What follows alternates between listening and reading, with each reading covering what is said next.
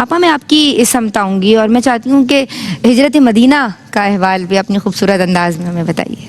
شکریہ ندا۔ ابھی آسما کی گفتگو سے 3 باتیں سمجھ میں ایک جو مجھے آ رہی تھی، ایک تو یہ کہ وہی کلام الہی آج بھی ہمارے پاس ہے مگر ہم اسے سمجھ نہیں رہے جی اور اس سے فائدہ نہیں اٹھا رہے۔ وہ چند آیات سنتے ہیں تو دل کی حالت بدل جاتی ہے۔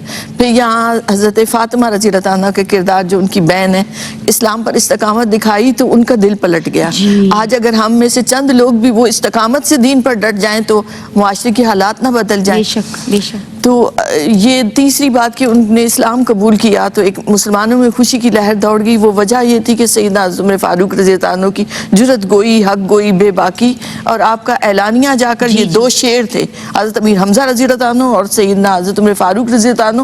مسلمانوں کی صفوں کو جب یہ لے کر نکلے تو کفار پر ایک دہشت اور رعب اور دبدبہ طاری ہو گیا اور وہ مسلمانوں کو روک نہ سکے۔ وہاں لیکن مظالم ان کے رکے نہیں۔ بہرحال یہ ان 2 شخصیات بھی، یہ 2 ہیں اور وہ سارے ہیں، بہت زیادہ تعداد ہے ان کی۔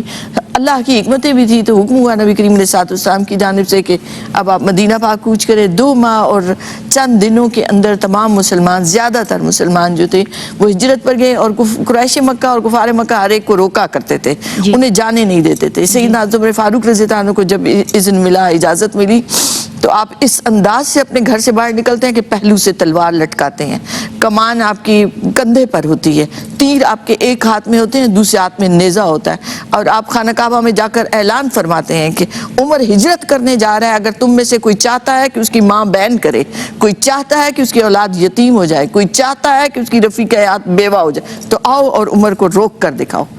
یہ جلال تھا، یہ رنگ تھا آپ کا، اور ہجرت کے وقت اور قریش مکہ کی اس مرکز پر جا کر اعلانیہ کہنا ان رؤساء کے سامنے، اور اس کے بعد نکلے ہیں تو اس انداز سے کہ 20 مسلمانوں کو اپنے ساتھ لیا اور آپ قباء کی طرف روانہ ہوئے۔